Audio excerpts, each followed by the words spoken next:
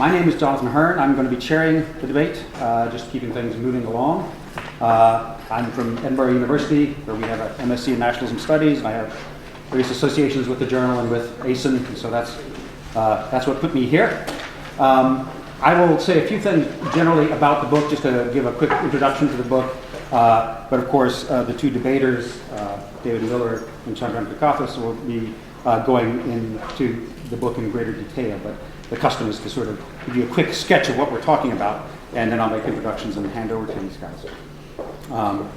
So the book, the main argument of the book, tries to help us understand nationalism and its hold on people's minds. And it argues that we need to understand that nationalism is composed of two things: a sense of community, the sense of the moral psychology of community, and the idea of popular sovereignty. So the whole book is dealing with the kind of relationship between those two things.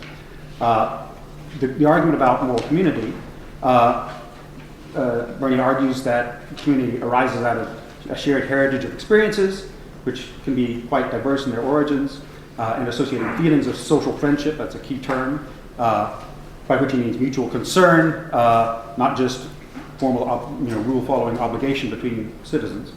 But he creates a very open and flexible concept of community. It's highly contingent, but nonetheless fateful. And very basic to the argument is getting away from the idea that community is something traditional, something from the lost period of the mine shaft, but rather that it is permanently with us, and there is no deficit of community. And one of the main forms that community takes in the modern world is national community. The second half of the book moves on, talking more about questions of how community interfaces with popular sovereignty, and in a fairly standard way, the argument is that popular sovereignty is a new form of political legitimacy that arises in the 18th century, and that modern nationalism takes shape when patterns of national community are basically drawn into the sort of new politics of sovereignty from the 18th century on. So the general conclusions that the book is presenting, our debaters will go into in more depth, is that on the one hand, we should not condemn national sentiments or assume that we can easily transcend a nationally organized world. So there's a considerable amount of sort of skepticism towards cosmopolitan solutions to nationalism. And on the other hand, this condition of nationalism and national community will lead to intractable conflicts if we assume that concordance between territory, community, sovereignty can always be achieved. So there's a certain argument in the book about being prepared to compromise and live with nationalism, but also being aware that if one is too fixed on the idea of making national interest and solidarity and a sense of injustice converge too much, that this tends to lead to a certain kind of moral blindness that can cause nationalism to become a bit ugly on occasion. Just a kind of personal comment on the book. I had a great pleasure reading it. That's the third book I've read by Professor Yack. And the argument is a classic one that's not trying to knock some big idea off its perch, but really trying to just deal with a problem in a much more nuanced way. And it raises many interesting kind of side arguments and byways along the way. So it's very much a pleasure to read if you like good, subtle argument. So that's me making a quick introduction to the book, sort of getting us all on the same square. And now, without much ado, I will introduce our debaters, and first, Bernard Yack. Bernard is I'm probably going to mispronounce this, Lerman Neubauer, professor of democracy and public policy in the Department of Politics at Brandeis University. His work is on political theory, history of political thought, cultural pluralism, and nationalism. Many people here are most likely to have become familiar with his work through an essay called The Myth of Civic Nation, which I think gets reworked in this book and was in a volume by Ronald Weiner that a lot of students get exposed to these days. He did his first degree at Toronto, where Alan Bloom introduced him to Plato, so we have Alan Bloom to thank for some of what we're doing tonight, and then studied for his PhD with Judith Sklar at Harvard University, and is the author of 5 books. This is the 5th in that series, also including Fetishism of Modernities, Epical Self-Consciousness in Contemporary Social and Political Thought, which I suspect kind of develops some of the themes from his first book, The Longing for Total Revolution. He's also written before that a book that was a kind of a tribute to Judith Sklar's work called Liberalism Without Illusions. And Before that, a book called Problems of Political Animal, Community, Conflict, and Justice in Aristotelian Political Thought, which, if you're interested in the ideas about community in this book, I think a lot of the groundwork for some of that thinking comes out of that book. On my left, our first speaker will be Chandran Kukathas, who is chair of political theory here in the Department of Government at LSE, works on history of liberal thought, contemporary liberal theory, multiculturalism. His book, The Liberal Archipelago, A Theory of Diversity and Freedom, was with Oxford Press in 2003. He's also written on work of John Rawls with Philip Pettit and Hayek, Hayek and Modern Liberalism. On my right is David Miller, who's a fellow and professor of political theory at Politics and IR at Nuffield College in Oxford. Written many books, but his areas are political theory, justice and equality, nationalism and citizenship, problems of territory, and more recently, issues of immigration. Most recent book, Justice for Earthlings, Essays in Political Philosophy from Cambridge University Press, so hot off, go buy that one. National Responsibility for Global Justice from Oxford in 2007, Citizenship and National Identity from Polity Press, and then On Nationality, which probably first kind of introduced people studying nationalism to his work probably in 1995 at Clarendon. So those are the introductions. We want to have as much time to hear our speakers as possible. We're allowing 10-15 minutes for speakers. We're not going to be hitting people with a ruler if they're off, but we're going to try and stay close to time. Chandran will start by talking about more about some of the community aspects of the concept of community in the book. David will follow then with focusing a bit more on the question of liberalism and nationalism, and then we give Bernard a bit longer time to reply, and then we have some time for questions from the audience. So that's the order of things, and without much further ado, that's it over. Okay, thank you very much. Well, I won't tell you how good a book it is. It is very good, but in the interest of saving some time, I will leave all the extensions. Sorry, you need more time to respond to my criticisms. So nationalism was supposed to have gone away, yet persists, and is perhaps a growing force in the world still. And attitudes towards it have ranged from despair at the inability of human beings to shake off the primitive tribal attachments that lie at the source of group conflict, to contempt for the susceptibility of people to this destructive ideology, to an aspiration to reconceive national loyalty in civic terms, such that the old reality of attachment to particular groups is transmuted into a new reality of commitment to a community of citizens. Bernard Yack has shown convincingly that these understandings of nationalism and the attempt to address the problems that nationalist sentiment pose are inadequate. We need a better understanding of what nationalism is, as well as a more sophisticated understanding of it theoretically and institutionally, or so he suggests. I think he's given us a much clearer picture of the nature of nationalism, but I'm not sure what he has supplied us with gives us the best answer to the problem of how to deal with the reality of group attachment. The problem may lie in the original aspiration. His commitment to the liberal project of rendering coercive authority accountable to the people who create it may be one that's yet to be fulfilled. We shall see. His view is that liberals have failed to tell a convincing story that recognizes the particular attachments human beings have, and at the same time that explains how they conceive themselves as also part of a larger whole that exercises power over them. They failed first because they failed to appreciate the importance of communal sentiment, because they have not understood the moral psychology of community, and second because they've been distracted by wrong moral theory and therefore pursued poor institutional remedies, trying either to foster self-determination or suppress difference. He thinks we can tell a better story and come up with better institutions. While he's presented us with a very sophisticated analysis, and I'm substantially in agreement with much of it, I'm not sure he has the moral psychology quite right, in as much as I think he may have overstated the importance of understanding it. And I also have some doubts about the institutional lessons he proposes to draw. So I'm going to talk about these two things. Firstly, about the moral psychology, then about the institutions. So starting with the moral psychology, Professor Yack wishes to reject two myths, the myth of ethnic and the myth of civic nationalism. The The first, he says, tries to assimilate the nation to a natural community, suggesting that peoples are distinctive, or at the extreme, even autochthonous, as if they sprung from the earth or the lands they've inhabited. The second method tries to present the national community as a chosen community, making nationhood something we construct for our own purposes. Yet community is something that is neither wholly natural nor wholly artificial. It's something in between. We can shape and transform communities, but not easily or at will. We come into the world as members of communities and grow up with attachments to them. Our moral life is substantially a product of our communal life. We are capable of developing intense communal loyalties, but also of stepping back and reviewing our commitments, particularly to the extent that we're members of different communities and recognize each as a partial community.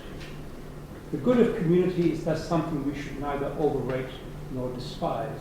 And nationalism then is more than just a strong attachment to one's nation and its members, but the result of the working of more complex forces. It gets its impetus from our capacity for communal loyalty or attachment, but is given shape by beliefs we acquire about political legitimacy. It's not just a matter of loyalty to a group, but neither is it something that can be created among people who lack that sensibility or feeling of attachment. Now, this seems to be substantially correct and perhaps even illuminating. From this analysis, he wants to go on to argue that the moral problem with nationalism arises out of the intensification of communal hostility inspired by this convergence of sentiment and conviction, rather than from the intrinsic limitations of either communal loyalty or popular sovereignty. The problem, he says, is not our disposition to form contingent communities like the nation, but the propensity to become hostile to other communities when national sentiment strengthens. Yet the obvious questions to ask are why such sentiments should develop in this way, and why this should inspire communal hostility. The thought seems to me that the greater the sense of group loyalty, the more powerful must become the antipathy towards other groups. But why must it be this way? And if it must, what is driving this development? I think what's missing in Yack's analysis is an answer to these questions, and much turns on this. If the answer is that what inspires communal hostility is just the growth of national sentiment, it's hard to see what exactly this answer is telling us. To fill the explanatory gap, I suggest we must recognize the role of particular actors, political elites, as to say, in this process. For national sentiment, it's not something that springs spontaneously from the community, but it's rather something that is provoked into existence by particular actors who have something to gain by generating it. Communal memberships, as Yack's recognized, are partial memberships to the extent that people belong to different groups or communities. Not all attachments we have are of equal importance, but the salience of one or another is not given by the nature of the group or community as such, but by the circumstances that shape beliefs. For example, in the interwar years, many Jews saw themselves as Germans first and Jews second, but after the war this changed dramatically.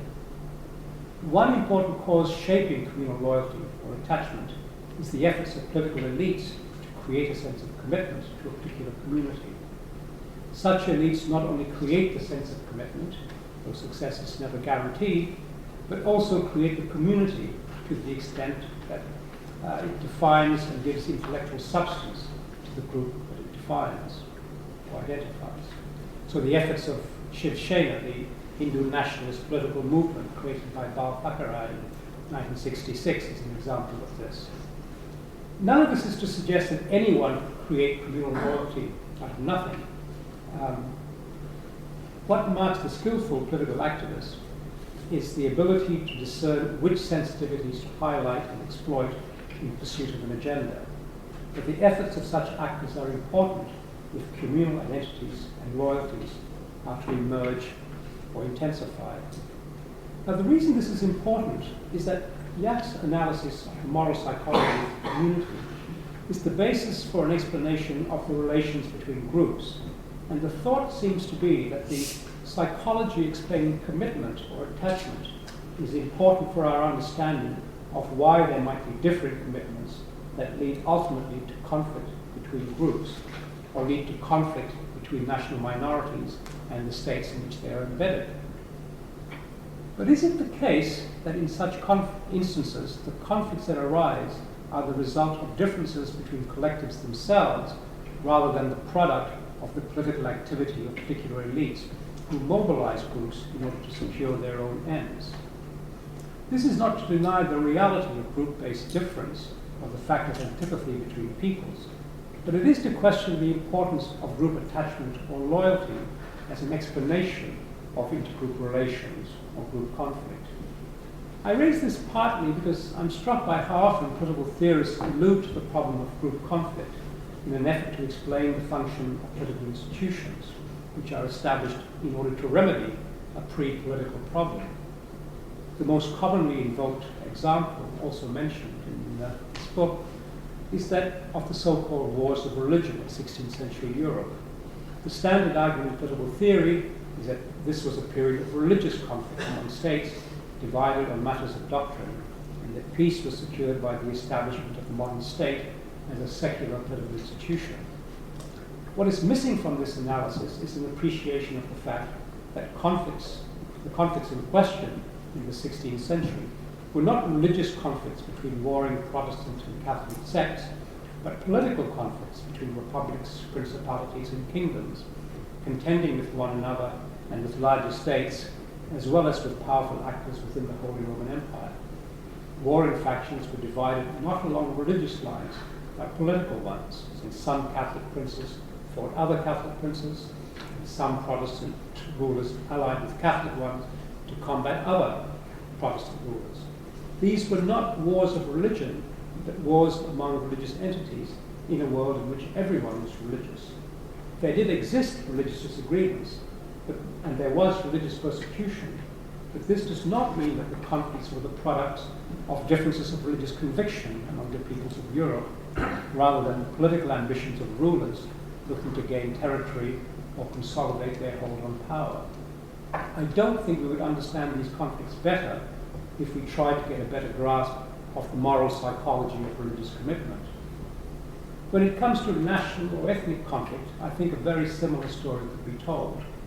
Ethnic groups and nations have coexisted peacefully in some circumstances and entered into bloody and bitter conflicts in others. The question is, why the difference? The answer cannot lie in a better understanding of the nature of ethnic or national attachments, since that is the constant. The answer has to look more closely at the way in which ethnic identities are created or consolidated and national sentiments intensified. Where Yack is right to address the problem of understanding the moral psychology of community is in trying to understand nationalism, is in its effort to answer or criticize those who think that nationalism can be dismissed as an irrational attachment, overcome by the establishment of a civic identity. But a fuller understanding of the phenomenon needs a greater emphasis on its root in political affairs. Let me turn then to what Yack has to say about the way in which we should respond to nationalism institutionally. There are two propositions he rejects. One that panders to nationalism by pushing for national self-determination, and the second that hopes to wash it away by creating cosmopolitan democracies. I will focus on his critique of the cosmopolitan alternative, since it forms the basis of his own institutional recommendations. The cosmopolitan Democrat comes in two varieties, one vulgar and one sophisticated. My terms, not his. Thank you. I said banal. Yeah. The vulgar cosmopolitan simply envisages the dereliction of national sovereignty, which will simply disappear as a force in the world. But the sophisticated cosmopolitan is one who sees it rather as an ineffective means of dealing with the problems of the modern world, though one that persists nonetheless. Both see the national sovereign state as something that has had its day. Now, Yack's view is that the principle of popular sovereignty is the principle that lies at the heart of the modern understanding of political legitimacy. A commitment to or belief in this principle has spread. As it spread, our understanding of political community has to be nationalized, or has been nationalized, as we have come to regard the community as defined or shaped by peoples who share some common destiny, and our understanding of nationalism has been politicized as the people must exercise its power to legitimize authority. Nationalism and popular sovereignty go hand in hand, and that means that nationalism is not going to go away anytime soon. The worry, however, is that sovereign states acting with the authority of the people can also exercise tyrannical power over the subjects, and the more secure it is as the authority instituted by the people, the more dangerous it can be. Such a state would be troubling because there might be no area into which it could not reach to legislate, since it is autonomous once authorized by the people. It would also be troubling because if it is authorized by the collective, there are no rivals to challenge its exercise of power. The nation state would turn out to be an unlimited and oppressive one. Now, Yack articulates this worry in order to meet it head on. It concludes that the problem is manageable under liberal democracy if we have a proper appreciation of the virtues of structures of internal sovereignty. States need not be understood as Hobbesian or Bordinian sovereigns, unlimited and undivided in their authority. They can be both limited and divided. Now, to explain how this might be possible, Yack turns to John Locke. The worry that Hobbes and Baudin addressed was that if the arbitrariness of authority was checked by the medieval mechanisms of independent and plural centers of power, individuals would simply be subject to the goodwill of notables, even if this did provide individuals with refuge from the power of the state. Internal sovereignty was dangerous. But Locke solves this problem by dividing authority, vesting sovereign authority in the people as a whole, and giving coercive authority in the structure of political institutions. Modern liberal states, Yack argues, have adopted this division in their political institutional arrangements and thereby tamed absolutism to supply limited government. Constitutional government has given us the best of all possible worlds. Now, my worry here is that Yack is too sanguine about the success of modern constitutional states as institutions of limited government. What he has tried to do is to revise our understanding of community, to present nationalism and popular sovereignty as working together to underpin legitimate authority. Liberalism and nationalism might be in tension, but in the end, the modern nation state can work to fulfill liberalism. Yet here much turns, I think, on judgments about the nature of the modern state and the extent of our success in preserving limited government, on judgments of how benign such states really are. I think there are substantial grounds for skepticism if one considers the extent of the modern state's capacity to monitor its citizens and control its borders. Not even the absolutist states of early modernity could establish a direct relationship with every individual within its borders in the way that developed states of today can.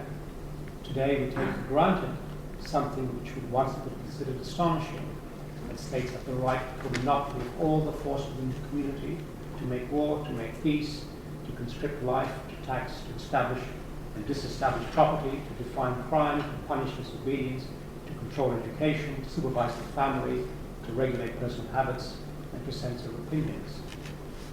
If Yack is right, the modern constitutional state can deal quite well with nationalism because it relies on the development of national sentiment to secure its own foundations, and by structuring itself appropriately, it is able to limit the power of particular groups or communities. The problem that arises here, however, is that a unitary state cannot be limited, for there are no forces to oppose it. As the English pluralists recognized, a limited state could only exist where social space was so complexly refracted into a network of associations, that is, where associations were not intermediate associations squeezed between state and individual at all. It would not do to subject the diversity of publics to the authority of a single sovereign will, they thought. To the extent that such a will is asserted and its legitimacy is insisted upon, what is bound to happen is that some part of the whole will establish its dominance over the entirety. The success of Yack's conceiving of the nation as a kind of community that can be given expression in a modern liberal state may be that it describes accurately what has emerged in the world in which we live, but I'm not sure that the story it tells is altogether reassuring. Thank you. We're going to have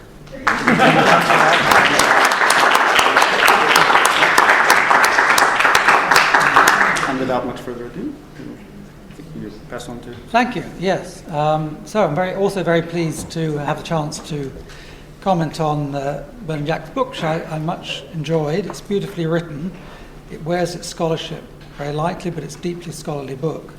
And it poses a strong challenge to the kind of position that I hold that's come to be called liberal nationalism. And it's particularly strong because it's mounted from a point that's quite close by. As Chandran has brought out, Bernard Yack is critical of cosmopolitan views, doesn't think that we should all become citizens of the world, and yet at the same time he's worried about nationalism, understood as an attempt to make the nation and the territorial state coincide geographically. So in other words, he wants to insist that nation and people, where people means the set of individuals who are the holders of sovereignty, the people who are subject to the authority of a state, these must be kept apart. And the problem of nationalism is that it brings these two together, and this can lead it to all kinds of negative outcomes that liberals will find abhorrent. And so it's a challenge to liberal nationalism as it's usually understood. So my comments really deal with two issues. One is the concept of nation that you find in the book, and the attempt to remove from that the political elements that give rise to nationalism. And the other issue is territory, and Bernard Yack's attempt to drive a wedge between nation and territory in his argument against national self-determination. So, according to Yack, a nation is a community of people who feel a special concern for one another and who are picked out from the rest of humanity by virtue of sharing a cultural heritage. Now, what makes that heritage up is quite variable. He mentions language, relics, symbols, stories of origin, memories of traumatic experience, and so on. And he also emphasises that each person can pick and choose among the elements that go into the heritage, stop some and leave out others. And I'll come back to that question of selectivity in a moment. But I want first to focus on the question, what exactly does it mean to share a cultural inheritance as a criterion of group membership, group defined by the sharing of a cultural inheritance? Because that's, I think, less straightforward than it might at first seem. And I can bring that out by taking Bernard Yack's own example of the American in Paris. And this is a woman, I'll just quote Bernard. This woman may know more about French history than a particular native. She may even speak a purer French. But that does not make her a member of the French nation if she developed a facility in French culture in the course that she chose to take at American University. Now, according then to Yack, this woman, this American in Paris, knows the French cultural heritage, but doesn't in the relevant sense share it. What does that mean? So what's disqualifying the American in Paris from being a member of the French nation? So as I can see, there are sort of three possible answers to that question. Let's just go through them. The first answer is that the woman, although she's immersed in French culture, remains an American citizen, so her political loyalties remain with the US. But Bernard Yack wants to draw a clear distinction between nationality and political citizenship. So on his account, it can't be her lack of French citizenship in the formal sense that prevents her from being counted as part of the French nation. Possibility two is that the woman acquired her French culture in the wrong place. he says he studied French at American University, presumably was brought up there. But that would give us, the place criterion would give us a territorial notion of nationality. In other words, the nation of the people who were born and raised in a particular territory. And again, as I said earlier, Bernard wants to draw a line between nation and territory. So can't, I think, refer to territory as the distinguishing mark. Third possibility, we've had citizenship, we've had place. Third possibility, identity. Woman doesn't identify herself as French. She loves French culture, she knows it better than many natives, but she still thinks of herself as an American abroad. Now, intuitively that sounds right, but then there must be more to identity than simply the sharing of a cultural inheritance, because in the ordinary sense, she does share in that cultural inheritance. When she meets with French people, she can discourse with them in her perfect French. She can discuss the relative merits of Camus and Sartre. She can remind them about St. Bartholomew if they've forgotten about it. So the missing element isn't the cultural inheritance, but the way she regards it. So what exactly is missing? Well, my suggestion is the fact that this woman does not regard herself as engaged in any kind of political project to protect and develop those elements of culture that she happens to know and admire. In other words, it's a political dimension that's lacking here, and that's the one that Bernard Yack wants to exclude. She's not bothered about French citizenship unless it's necessary to prolong her stay in Paris.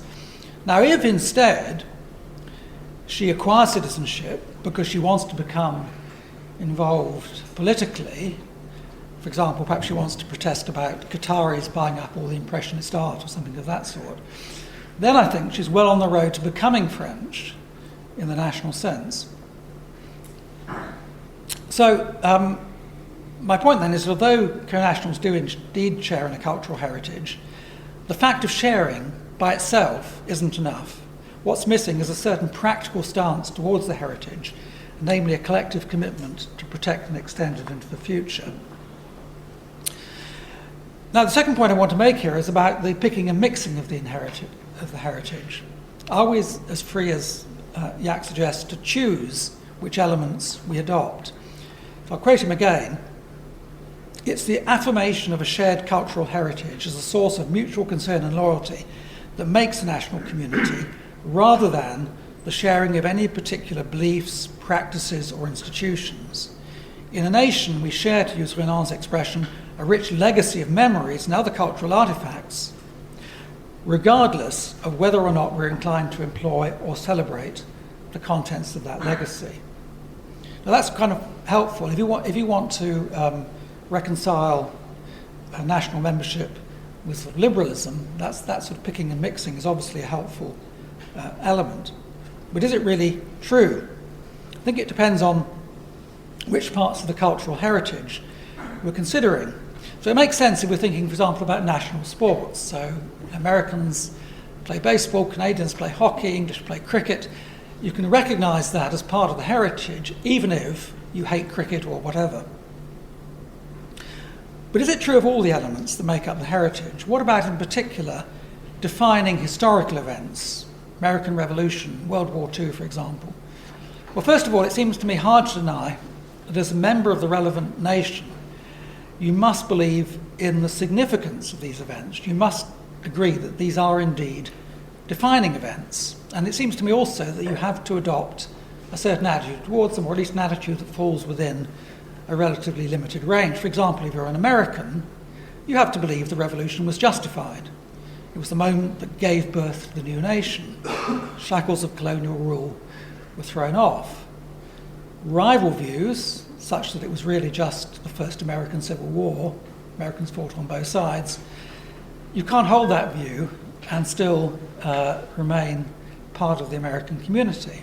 Or if a Briton looks back at World War II, he or she must think it's a matter of national pride that in 1940 Britain stood alone against Hitler's Germany. So the alternative view put forward by Halifax and Halifax's supporters that the right thing to do was to negotiate a peace, that falls outside the legitimate range. Now, just to be clear, when I say that certain views are impermissible to hold, I don't, of course, mean that you should be prohibited from expressing them. I don't mean you should be kind of censorship about people who want to defend the Halifax view. Liberal rights and freedom of expression are not an issue. The point is that somebody who holds a strongly contrary view on one of these issues, to that extent, I think, renounces their national identity. And I think it's also legitimate for elements of the consensus to be handed on through, for example, education over generations.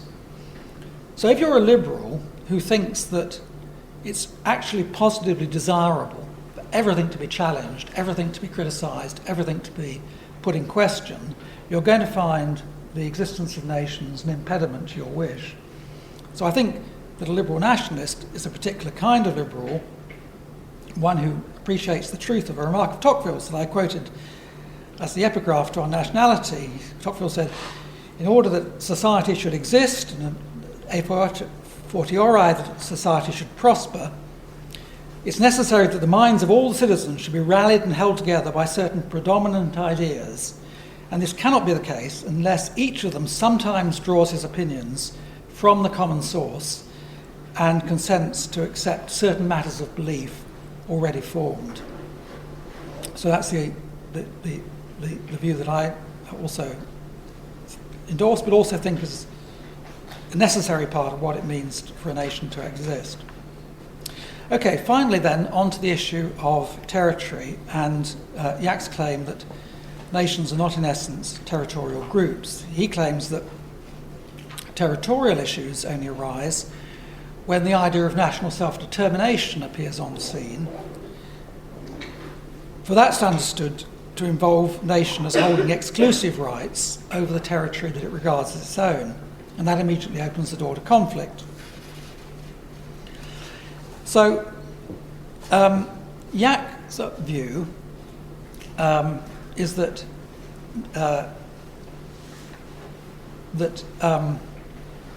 sorry, I'm kind of lost my place here.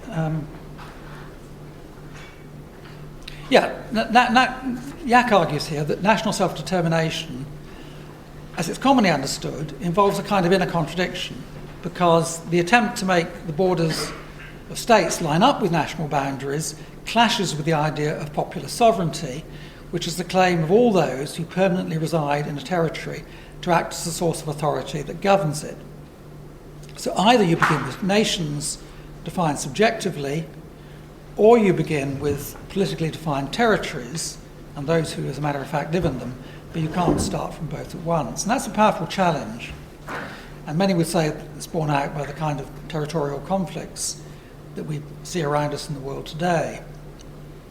But I want to meet it first by casting a critical eye on Yack's claim, and here I quote again, that the same or overlapping lands can belong to more than one nation, since the members of national communities not only frequently dwell side by side in the same territories, but can also recall the same sites of past greatness and trauma.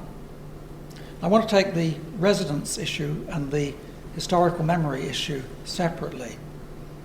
It seems to me that cases in which members of two distinct nations are intermingled throughout a territory are quite rare if we discount cases in which populations have been deliberately moved to cement political conquests, as happened in the case of Russian immigrants to the Baltic states after World War II, or more recently to the Han Chinese being sent into occupied Tibet.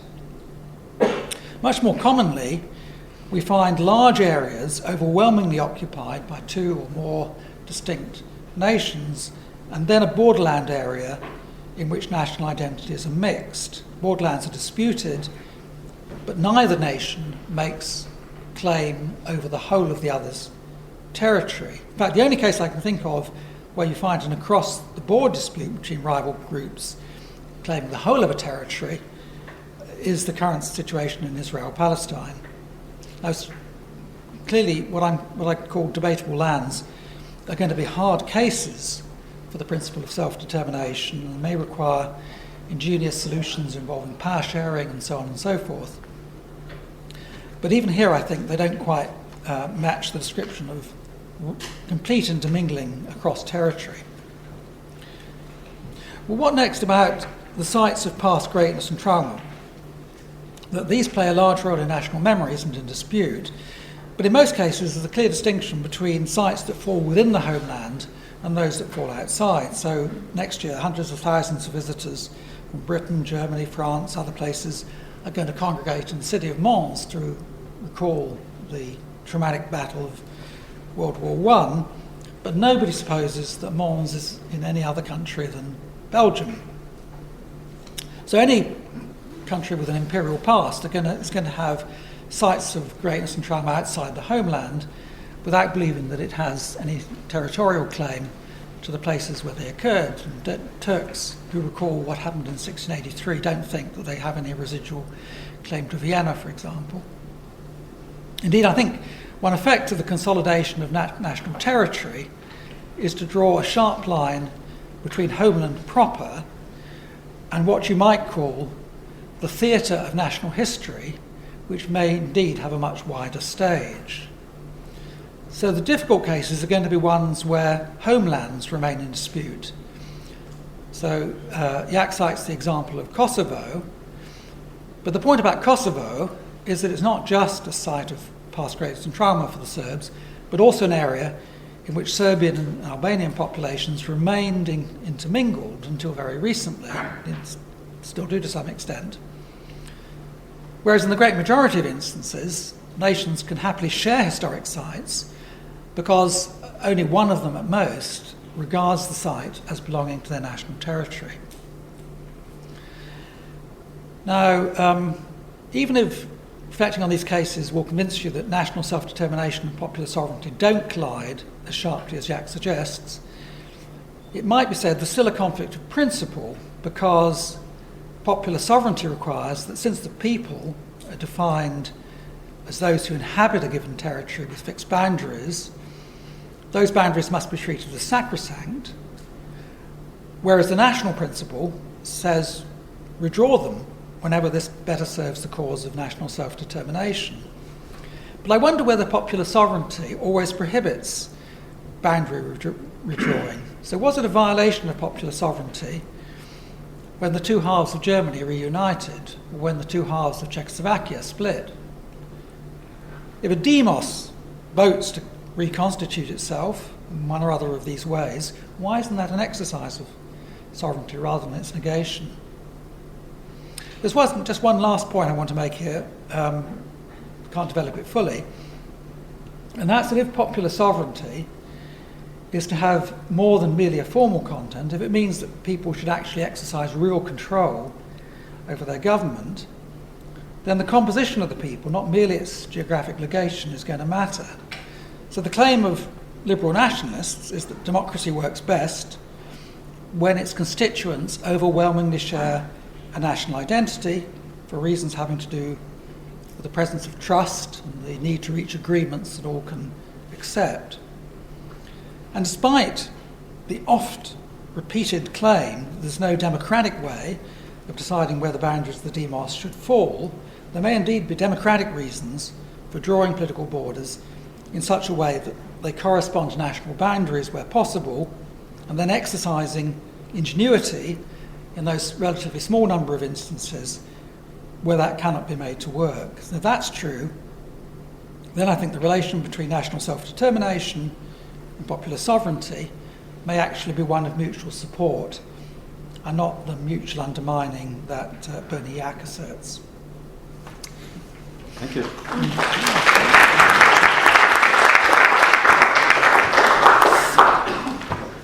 with that, we hand it over to Bernard Yack to respond. Thanks a lot. Let me first thank ASEN for organizing this event. Like all students of nationalism, I owe great debt to the ASEN's work in inspiring so much extraordinarily valuable scholarship. And now I owe a special debt to ASEN for organizing this occasion and arranging two such distinguished scholars to comment on my work, scholars whom I've read and learned from over the years. I'm particularly gratified to have Professor Miller here, since his work on nationalism has been an inspiration for political theorists when we finally started addressing the subject. I remember when I first wrote my first talk on the public talk on the subject. It was subtitled "A Political Theorist Looks at the Nation," and it was as if it was a novelty. And then shortly thereafter, Professor Miller's book came out, and we had political theorists looking at the nation and looking at it very intelligently indeed. So I have stopped talking about the novelty of it. I'm going to start with Professor Miller's comments because I've had a little more time to digest them, and then I'll move on to Professor Kukathas' comments. Professor Miller framed his response to the book as a response to the challenge that I posed to, a challenge as it were from the inside that I posed to liberal nationalists like himself. And I think he's right to suggest that there is a challenge in the book to liberal nationalists, but I'm not so sure to liberal nationalists like himself. I think that he may be extending the critique of liberal nationalism a little further than it goes, but we'll see. The two main challenges that I think I posed to liberal nationalists in the book, one is, there's one that Professor Miller didn't deal with, and that's basically that they need to recognize that they're playing with fire. That is to say, nationalism, moral psychology of nationalism depends upon an always potentially volatile mix of beliefs about justice and feelings of communal loyalty that tends to intensify hostility to others and to weaken or potentially weaken moral constraints to the acting on those feelings. So that's one challenge that liberal nationalists have to recognize, that they can't always keep nationalism banal, no matter how strongly they believe in liberal principles. That's one issue that's not on the table here. The other has to do with the idea of national self-determination, which is clearly at the center of Professor Miller's comments. And Miller suggests that I argue that the principle of national self-determination is incoherent. I want to correct that impression a little. It's a qualification here, and I hope I do so without introducing a distinction, without a difference. It's the right to nationalism, the idea of the right to national self-determination that I think is incoherent, not the idea of national self-determination itself. Challenging the idea of the right to national self-determination challenges many versions of liberal nationalism, since the indication of rights, in particular rights to national self-determination, is one of liberalism's greatest, and to my mind, most disastrous contributions to the growth and spread of nationalism. The argument has to do with the way in which groups may claim territories. Can't really get into the argument extensively, but what I suggest is that while communities can't make claims to rights to control territory without invoking a principle of popular sovereignty, the rights of people, the inhabitants of already defined territories, to control the territories within which they live. What's lacking is the way of making a claim to control the territory that you associate with your nation, apart from invoking a principle, popular sovereignty, which demands that you keep borders intact. That's schematic, don't worry about it. I actually call this the antinomy of collective self-determination, a bit of bravado. But the point is, it's the right, claiming a right to national self-determination that I think can't be defended. And liberals should resist this idea because, in fact, leads to the deepening and intensifying of conflicts rather than their removal. I didn't think that this would be a particular problem for Professor Miller, because he's one of the few liberals, defenders of nationalism, who make that distinction between the idea of national self-determination and a right to national self-determination. And indeed, I even have a footnote where I say, like Professor Miller says. Still, however, it's clear that Professor Miller thinks that the tensions between national and political conception, national and political divisions of territory is less problematic than I do. I think he agrees with me that it's plausible that more than one nation can attach its culture to particular territories in a way that modern conceptions of self-determination make problematic, but suggests that it's rather infrequent. The Palestinian-Israeli situation should be seen as an outlier rather than the paradigmatic case. Needless to say, I think it happens more frequently. I had in mind Eastern European nations whose problems, I think, have all kinds of problems, but many of the conflicts and problems tend to come from the fact that they share sites of remembered national greatness. This is a subject, by the way, of a great essay that doesn't get nearly enough attention by Istvan Bibo, called The Distress of Small European States. I recommend it very highly. Professor Miller asked, do Turks still demand Vienna as part of their national territory? No, but then again, the Turks never conquered Vienna, as it turned out. No, but obviously, no, they don't. Do the Greeks demand Constantinople? Wow. They certainly used to, and some may still do. It's the great idea of Greek nationalism. If they don't anymore, at least publicly, it's because they got beaten so badly in their attempt to achieve the great idea of Greek nationalism. So disastrously that it led to the expulsion of Greeks from the Turkish territory and the great population exchange. So while the Palestinian-Israeli conflict is not necessarily paradigmatic, I don't think that it's completely out of the ordinary. It may appear to be so only because, and especially in Europe, we're looking at a map that's been rearranged by so many violent upheavals that accidentally or purposely unmingled populations and redirected their sense of their territory to more constrained spheres.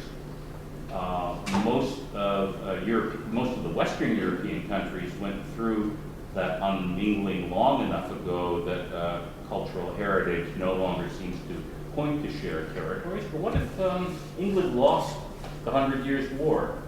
Then maybe the Dordogne would be remembered as fought over, fit in two different visions of a cultural heritage rather than just a great place to have a vacation, the French equivalent of Chianti-Char. So I do think that there's more there. Now let me turn now to Professor Miller's comments about national community and national belonging. Here I think his concern is reversed. In the first issue, he was, I think, suggesting that I was too hard on liberal nationalists. Now I think he's suggesting I'm too easy on them with regard to national belonging, making it too easy to belong to a national community by making membership in it too selective. That makes it easier for liberals not to worry about how national community conflicts with their commitment, say, to individual autonomy, cultural or value pluralism, whatever version of liberalism that they are associated with. Now, here I think there's more of a disagreement between us, since I really do devote a great effort to showing that the sense of national community is not nearly as constraining as it's ordinarily understood to be. And the reason for it is that I advocate what I acknowledge is a relatively unusual understanding of national community, with its focus on shared cultural heritage. That is, shared heritage rather than shared practice, shared belief, shared experience. It's not the sharing of any particular cultural practice, memory, belief, ritual, celebration of great heroes, but rather sharing an inheritance of a contingent and often incoherent package of beliefs, cultural practices, inheritance of memories, that I think defines national community. That is to say, a national community is a group of people who feel have feelings of mutual concern and loyalty for others who share this particular package. A package that you sometimes open and use, and sometimes much of you leave in the closet, only to bring out maybe later on, like the Lowland Scots eventually brought out kilts to wear as part of a sense of nationality. A shared heritage, a shared sense of lineage, which combines in very, as I said, contingent and often not particularly consistent ways, beliefs, practices, memories, etc. That's what I'm suggesting defines a national community. So my polished, my refined American with her polished French is not French because of the way in which she acquired her language and culture, as something she chose to pursue, as rather than something she inherited with people around her and shared a sense of that inheritance. It's easy for her to disregard all the accidental and distasteful things that go along with the French cultural heritage. She chose it for the language of Proust and the art of Poussin. But indeed, she might actually engage in a project of French cultural preservation. She could join with others who are as devoted as she is to French culture and form an association for the preservation, a world association for the French, association for the preservation of French culture.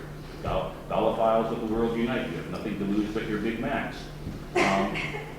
She could do all of that, but she would be inspired by her vote. What would move her was a shared interest in preserving a particularly appreciated culture, which she chose of all the other possibilities out there.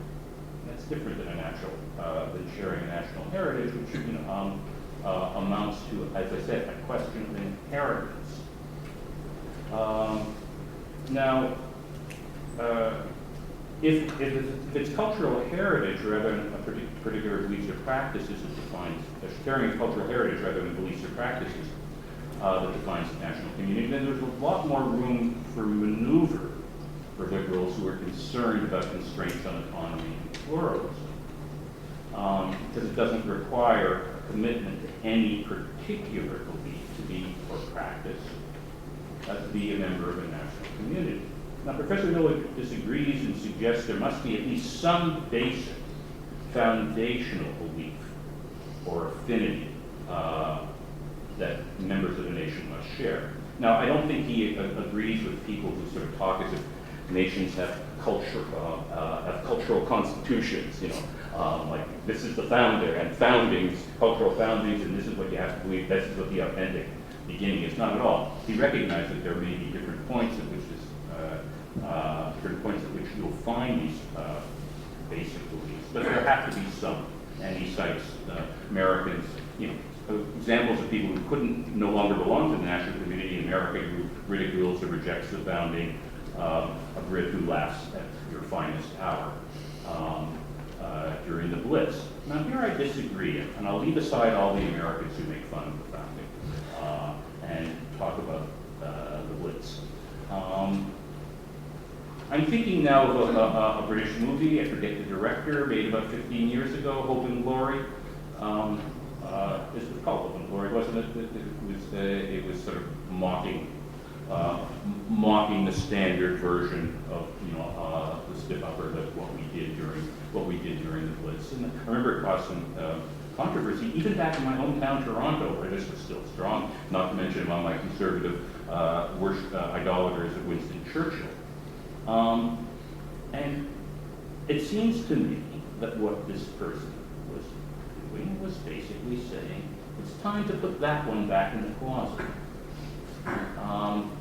It's not that he doesn't share something, he doesn't share something, that a lot of people, maybe most people in Britain did share, and was moving. And indeed, he offended people. by making this movie.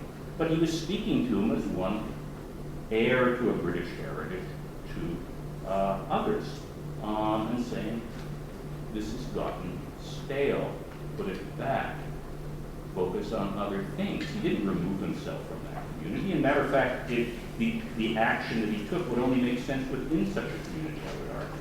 Now, but I'm not saying that it's easy for those who are members of the national community to go against the grain of what most people feel. National community involves shared feelings of mutual concern and loyalty. If the people for whom you feel concern for and are loyal to are calling you an ass, are calling you a traitor, that's going to hurt, and not just because of general feelings of social isolation, but because you are a member of that community. So there's costs, serious costs, to being selected in this way. But I don't think that it removes you from national community in the way it's being suggested. Okay, let me turn now to Professor Kukathas' comments. And I think there's two major issues here that he raises. One having to do with the source of conflict in nationalism and the role of political actors in fomenting that conflict. And the second having to do with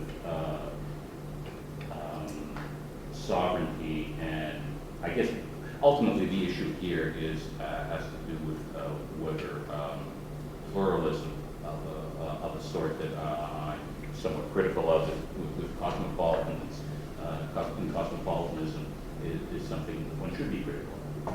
Okay, so let me begin with the question of the source of conflict. The issue here is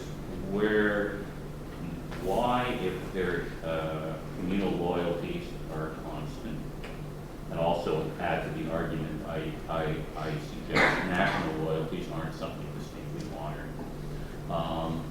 Why do they become a source of focus of conflict, so much so that we talk about nationalism? I could say so much so that that nationalism has become a focus for our understanding of that focus of our understanding of communal conflict in the modern world.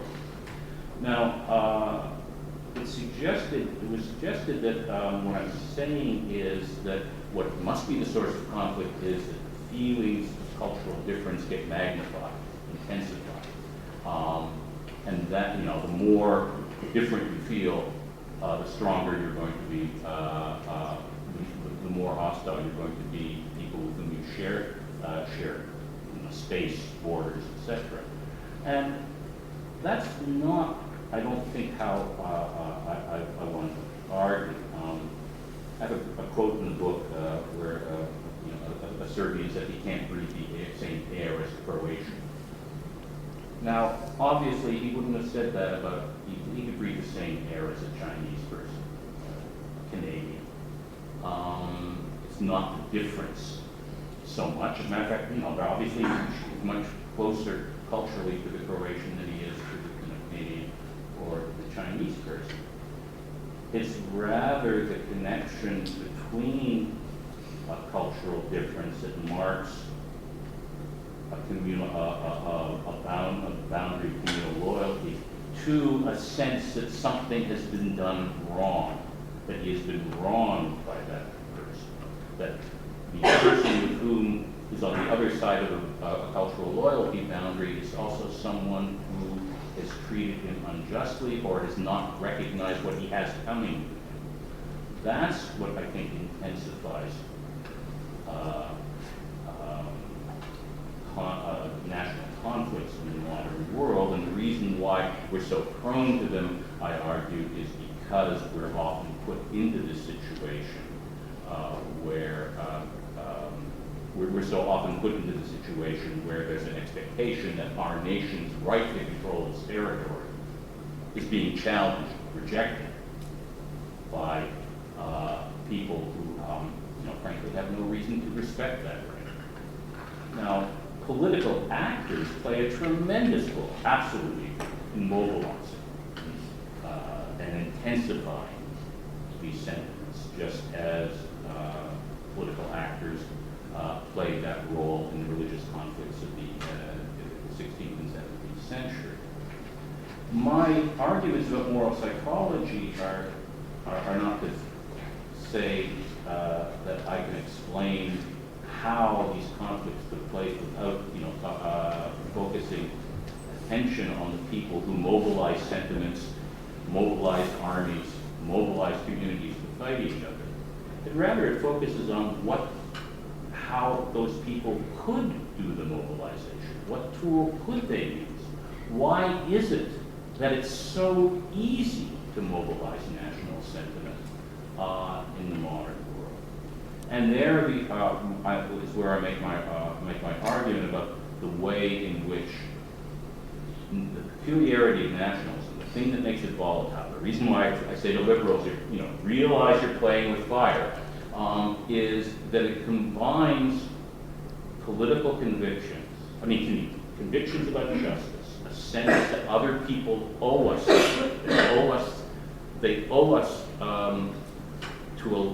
they're obliged to let us take control of our territory. Okay? Combines that conviction with a strong sense of group loyalty, with a sense of group loyalty. And my argument is that when you combine a sense of justice or injustice with a sense of group loyalty, it's very easy to intensify some sources of moral hostility and also very easy to short-circuit sources of moral constraint. I give a lot of examples in the book to try to illustrate that. Nationalism is so powerful a force because you don't actually have to have a really deep sense of national loyalty, nor do you have to have a fanatical sense of conviction, that we're being treated unjustly. You can have a fairly mild sense of loyalty and a fairly mild sense of being treated unjustly, but when the two combine to intensify each other. And that's why political actors can be so successful in all different environments, different situations. From the Milosevic to the Churchill to the Gandhi, using nationalism as a mobilizing force. Okay. The second issue takes us a little further away into from some of the issues we're discussing here, and this comes out of the end of my chapter on cosmopolitanism, and it's sort of a response to recent arguments by cosmopolitan Democrats in favor of what they call global governance, and how they've replaced global government with global governance, diversifying sites and sources of government. So it's hard to get into this in a lot of detail, in enough detail really to explain the whole thing. But let me just say one thing about what Professor Kukathas said. I don't think that the liberal solution in the modern nation-state, the liberal constitutionalist solution of the modern nation-state, introduced with Locke, by dividing the constituent sovereignty of the people from which is unlimited, from the actual limited sovereignty of government actors. I don't think it's the best of all possible worlds, hardly. What I do think it does is it's provided a workable solution, a surprisingly workable solution to the problem of how you have a singular structure of authority without having the kind of hierarchy at the top that leads to an unlimited actor, Hobbes' sovereign, who overawes us with an unlimited power.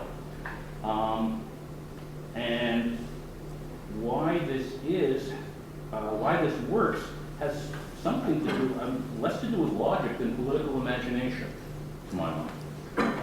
There is a surprising sense in which this image of the people as the source of authority, but not the exerciser of authority, has caught and figured strongly in people's imagination. Even though it's a very, very odd sort of idea. Edward Morgan said it's a lot odder than thinking about the monarch as, the second body of the monarch, the one that never dies. Because at least you can imagine a real monarch, but where is this people? What is this people that doesn't have any institutionalization? Yet,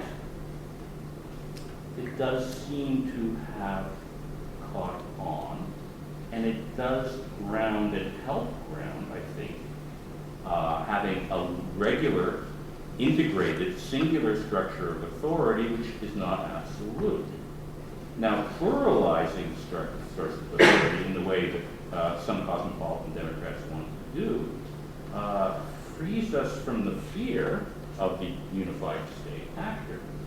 But it doesn't have much to say about how you can deal with the arbitrariness, which the Lockean solution was introduced to correct. The arbitrariness that comes from not knowing, if you have multiple sources of authority, how do you know and how do you hold accountable the different sources of authority? How do you know who takes precedence over what? I have to admit, what my reading of cosmopolitan Democrats is so far, at least, they've been rather cavalier about this problem. Doesn't mean that it's unsolvable, because, like I said, this is not the best of all possible worlds by far. There could be, if this solution depended on something so contingent as a way the modern political imagination has been shaped, that we can accept this image of the people as a constituent sovereign that never actually rules, then there might be a cosmopolitan solution out there as well. But I haven't seen it yet, so I'll leave it at that. Thank you very much.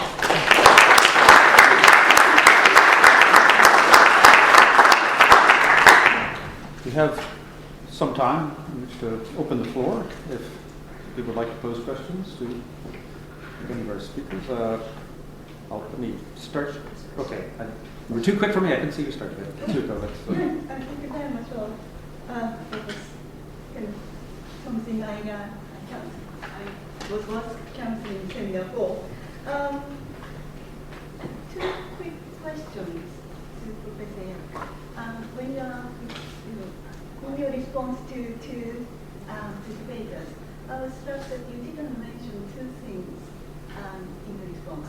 Firstly, in relation to the intensification of hostility, your thesis is that it is because the difference is cast in or framed in the discourse of rights that makes it more intense and intensified.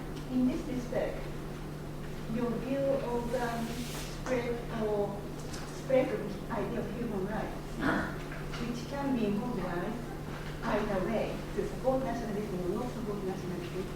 If you could comment on this, that would be interesting. Second point is that I think I read somewhere earlier in your book that you mentioned you emphasized friendship as one of the features of a national solidarity. It is friendship. It's not, so it has a bit more leeway for individuals. And I thought that was meant to be more liberal stance towards national solidarity, and I thought that might be another point to be raised. Thank you very much. Yeah, thanks for both points. With regard to rights, I don't want to be misread here. This was not a critique of rights per se, or of human rights per se, but rather a critique of the application of the idea of rights to dealing with the division of populations and territories. That's what I don't think works, and that's what I think is counterproductive. The more general problem with rights in liberal thinking is a tendency to identify justice with, rights. Say that if it's just, for something to be right, you must have a right. And be wrong means you don't have, you've been denied your right. And I think that's an impoverished view of justice. And you see the poverty of that view of justice when you deal with the issues that are arising in most national conflicts. There are many things that can very well be dealt with by human rights, but not the division of populations and territories. So that's the point I want to make. Then with regard to friendship, so thanks for bringing that up, because indeed my emphasis on social, so when I talk about the bonds that bring members of the community together, I make a point of this, describing them as a form of social friendship rather than unity or solidarity or any of the other more familiar terms. And the reason why I do that is because I want to emphasize that what makes a community are people who are different in some way, sharing something that bridges their difference. It bridges their difference, it doesn't erase their difference. And friendship here means, the connection, the feelings of mutual concern and loyalty among people who bridge their differences in this way. Once when you recognize that, as you point out, that makes community much less threatening to self-styled modernists, modern individualists than it would otherwise be. But the reason why community is so threatening to most liberals is because they've constructed it as the non-liberal, non-modern, what we've left behind in the Gemeinschaftlich world of blood and soil, as an alternative, the non-modern, non-liberal individualist world, and thereby exaggerated, to my mind, the holism, the unification, the experience of community. Whereas community, I think, is ordinarily experienced this way, which isn't just to suggest that there aren't occasions when people push for something more. And I talk about that.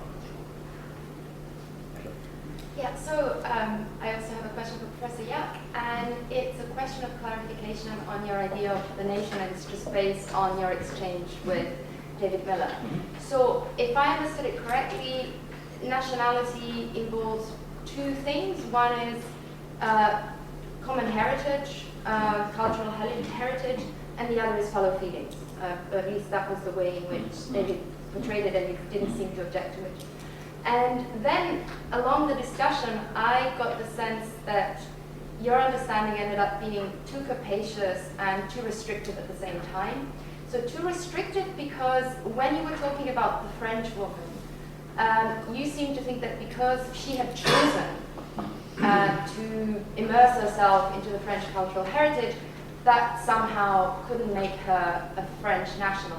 But I'm Italian, and I've lived in the UK for a while. If at some point, I come to love Marmite and Sunday roast and put the poppy on my jacket and celebrate all of the national, the special days, and really come to take pride in the achievements of Britain and also shame for whatever it did wrong, would I be a national on your account? And too capacious, because I don't know whether this is a good example, but I was thinking, you could imagine a group of mafiosi or the descendants of mafiosis to have a common cultural heritage and also pretty well-developed fellow feelings for each other. But I don't necessarily think that I would want to call them a nation. And so would that be the same scenario? Yeah. So with regard to the first point, what I try to emphasize there is it's the sense of receiving something, that sharing the reception that I'm emphasizing with regard to inheritance. So national community is something that is what the most distinctive feature of it is a sense of sharing something over time. It's like you share a contingent time map with people. That there's some connection back with the okay. Now, rather than you believe X, Y, and Z. Now, you could, I imagine, at some point, at a certain, at a certain time after your experience here, I imagine, ultimately, take that on yourself. It's possible. You might join in that, but it's not going to be because you said, "Aha, Britain is the place where the language of Shakespeare was started, and I want to share in a culture which is expressed, in this high way." But rather, you've come to take on something that you share with people, other people who've inherited this, and you sort of, it's still going to be harder for you because, in fact, you've inherited other things as well. So it's not going to be because you have some high version of British culture that you want. But you actually got used to Marmite, and Not yet. Not yet. But even if you don't get used to Marmite, you could get used to, having to deal with, like other, Brits who don't like Marmite, having to deal with it. Okay, that's part of the package. Now, the two compatriots, the mafiosi. Okay. The thing with the mafiosi, every group has a history. Tell them something. The example I use in the book is I say, even associations of salesmen, have history. He was the best salesman ever to grace a used car lot. Herb was the guy. We remember Herb. So having a history, there's nothing distinctive about that. What's distinctive about national community is that it's the sharing of the legacy that makes you a member of the community, rather than any particular activity. The mafiosi, what brings them together, is they're organized to do something. It's an organization. Well, actually, it's getting a little complicated once we introduce the concept of family. It doesn't matter, but leave the family.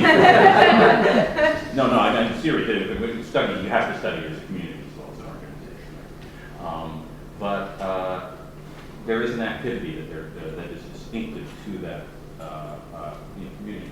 It's very important in my argument that not to think of a national community, to think of a nation as a community rather than an organization. In the modern world, it's a form of community that is in most cases, sought to organize itself in certain ways, but it's not an organization itself. So. We have 3 questions lined up over here. Yeah, do you mind if I ask, because I have to go this way? Yes. You mentioned lineage at one point in the term common cultural heritage. How does that relate to somebody like Walker Connor's idea that the nation is a group of people who are ancestrally related, and that this is what gives it power, and also the passion to kill and be killed? Okay, so I think Connor has always been right to point out that the strength of national community comes not so much from the things that we do, but the sense of where it puts us in time, that we're inheritors, we move back and forth, etc. That's what gives it, what Stephen Grosby calls it, its temporal depth. And everybody, even the most liberal nationalists invoke this. Our 7 years ago, our fathers, forged this nation. So Lincoln is, seeing it as sort of a virtual thing. But Connor, I think, understands that intergenerational sense of connection and temporal depth in terms of the model that is most familiar to us. The family, that's the one where it's indisputable. We all recognize it. What makes us members of a family? That we are connected horizontally to people who share a vertical connection to someone in the past, right? We're descendants from. And we're familiar with that version of intergenerational community, and so it's natural that we use that conception of intergenerational community to make sense of the nation, and also to describe, to describe and celebrate the nation, to talk about sons and daughters and motherlands and fatherlands and things like that. But I think in actuality, we've got the national community is an intergenerational community that is like the family in terms of being intergenerational, but it's not based on necessarily what's driving here is the driving force here is not a sense of shared or even fictional ancestry, but a sense of shared place and inheritance, and lineage of some kind of cultural connection. So that's what I want to suggest. That Connor was right to talk about intergenerationality. That's the key to the strength of the nation, a sense of our place, contingent places in history. But I think he leapt too quickly to the family model because it's the most familiar one, and it's so drippingly obvious in the rhetoric. Can't help but use it. John, and then Daphne, and I think that'll bring us to I enjoyed the book greatly, and I'm going to have to be very crude here in a short question. It seems to me you have basically 2 phases. There's a nation as a community, and there's one thing that is important importantly not in this community, which is politics and power. And then there's nationalism, which projects the notion of power onto this community. I agree entirely with the second. My problem is with the first. What kind of community can exist with intergenerational continuity, with constant senses of myths, and no power? The only communities I can imagine are objects of power. In other words, I can imagine certain kinds of clans, tribes, lineages, towns, villages, all of which would fit your definition of community. But they wouldn't fit your definition of nation. Because nation, for example, you say is inclusive, but objects of power would find it difficult to actually think in these inclusive terms because they would have to include those who are exercising power over them. And let me just give one example of why I think this leads you into a difficult situation. And it's David Miller's example about how nations are not mingled. I agree entirely, but why are they sometimes the powerly peoples? Why does it appear that Hungarians and Romanians live on the same territory? Because one lived as an object of the power of the other in class-divided societies. But could those class-divided communities have thought of themselves as nations? How can this powerless social object have sufficient continuity, sufficient, I know you say not solidarity, but sufficient identity that over generation, it can actually have this sense of identity? My answer, of course, is that it doesn't exist. It's what the nationalists do and then project back, taking these other forms of community, village, town, lineage or whatever, and then calling it nation. And what you're doing is buying in to that projection. Right. Okay, good. Actually, that wasn't crude at all. No, puts it very, very well. Okay. First point, non-politically organized nations. So you don't buy any sense of community in, say, an ancient Greek, sense of, community which is not based on political organization. That's my stand in contrast to the non-organized, form of national community. So you don't, I take you don't buy that. I do buy it, but I mean, I'm getting into another argument about holding power as opposed to being an object of power. Okay. With regard to, there's all sorts of reasons for intermingling. We, didn't talk about. That's certainly one of them. I mean, the major one is most, when nationalism comes on the scene, we're dealing with the result. We're dealing with a world that's, of borders that are, and peoples that have moved around within borders that reflect imperial, projects of various sorts. Monarchical, marriages and sales of territory, et cetera. So there's all kinds of reasons for that. But you're absolutely right that, one source of mingling has to do with class division. And there wouldn't be any strong sense of national community where there's a very, where that is an organizing principle. That's class division. Which is one reason why I think national community has become so much stronger and more salient in the modern world, to the extent to which caste and especially aristocratic understandings of class divisions have fallen by the wayside. This particular way of people relating to each other, bridging differences, becomes much more plausible to the extent that aristocratic and caste divisions are challenged. And then your division between Hungarians and Romanians, on shared territory becomes much more understood as a national division, which it wasn't before. I agree with you entirely.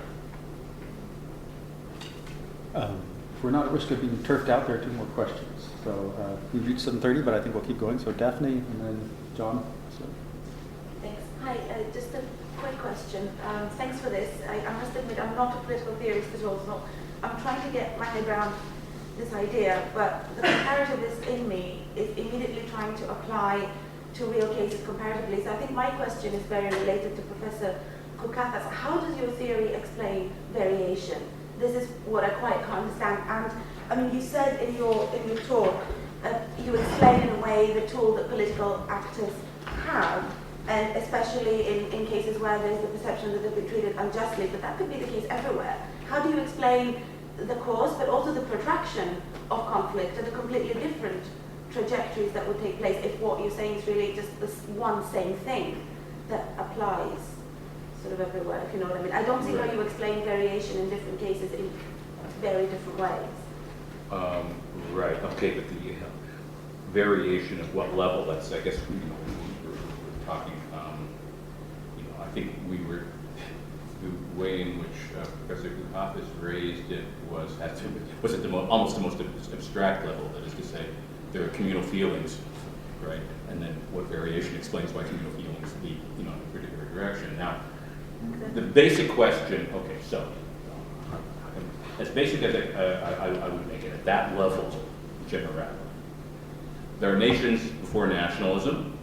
There's national community. There's a form, in my understanding, and the question has to be why. In terms of the most broadest question about variation, why does this particular form of community, which it was not particularly politically salient, not a particularly a focus to my mind for construction of standards of justice or injustice, become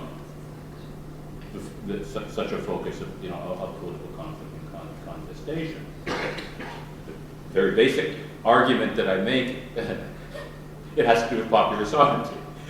It has to do with a change in the way we understand political legitimacy, but not just democratic popular sovereignty, but the democratic sovereignty, but the notion that peoples, groups of the individuals who inhabit territory have the right to control, have the final say over the organization of political authority within that group. Okay, that's very, very schematic. But the basic argument in terms of variation is the new thing on the block is the introduction of this notion of popular sovereignty. And I argue that where popular sovereignty goes in the modern world, nationalism follows. It's not the only, thing that explains what happened, only thing that can explain the rise of nationalism, but every new landmark in the spread of popular sovereignty, 1688, 1789, 1848, 1918, 1989, 1945, 1989. Each time there's a new outburst of nationalism following it, and I'm going to provide the explanation. So that's as basic as I can, introduce it in terms of variation. Now that doesn't give you probably the level you want as a comparativist, which will say why here rather than there. That's my theory. I get to work on the cosmic level. I think we should limit ourselves to one more question. I greatly enjoyed reading your book, but it seemed to me your analysis tends to look at nations as rather static entities. The notion of social friendship already brings to mind a group of people who have had time to interact with each other, who know each other and so forth. So that you have nations which are already there, and then you have the ideology of nationalism, which gives a new intensity to it. So again, your focus is on political nationalism and political legitimacy. But that's only one side of the story, because the other side is nations coming into emergence, defining themselves, and so forth. So the kind of identity issues that are also part of nationalism get left out. So that when you're looking at the relations between nationalist ideology and conflict, you're saying that conflict is exacerbated because principles are being applied to claims. But conflict is also associated with the fact of a kind of moral chaos. For example, your examples of imperialism and emergent nationalism, many of the nationalism emerged in the context of imperial dissolution and a prehistory of divide and rule tactics, scapegoating, and so forth. So the nationalism emerging then in this kind of context is trying to forge identities, trying to identify who your population is, and also to separate them. And so can that be fitted into this much more, this model which implies settled forms of community and then a working out of stable principles about how people can cohere? I hope it can. You're right, though, that it's not the both the emergence of new nations or new national communities, and the conflicts, both out of which they emerge and which their emergence sometimes, creates, is not really the primary subject of the book. But I hope that my understanding, the way in which I understand the way I understand community gives one the tools to deal with that problem as well, I would hope. Both because I talk about different focuses for community, national versus others, in my understanding. But also that the national, the focus of one's sense of national community is always something that can be selected from any number of possible sources. Ukrainian, Russian, Pan-Slav. There's always a finite number of possibilities, but there are more than one, more than one possibility. And this events, traumatic events like the dissolution of empires and the collapse, of states, create situations in which different forms of attachment, different forms of communal attachment on the one hand, and different focuses for an understanding of one's cultural inheritance on the other. Traumatic events create circumstances in which some attachments become more salient than others. So I hope there's the tools there for that. I don't want to think that my understanding of social friendship is as static as you're suggesting it would be. But you're absolutely right that that's not the focus of the argument that I presented before. Okay. Well, I'd let this run about 10 minutes over because there was so much to be said on all sides. I'd just like to say, I think we did a response of very nuanced and high-powered political theorizing, political philosophizing, liberal thinking, and it remains to just say thank you to all our presenters. Thank you very much.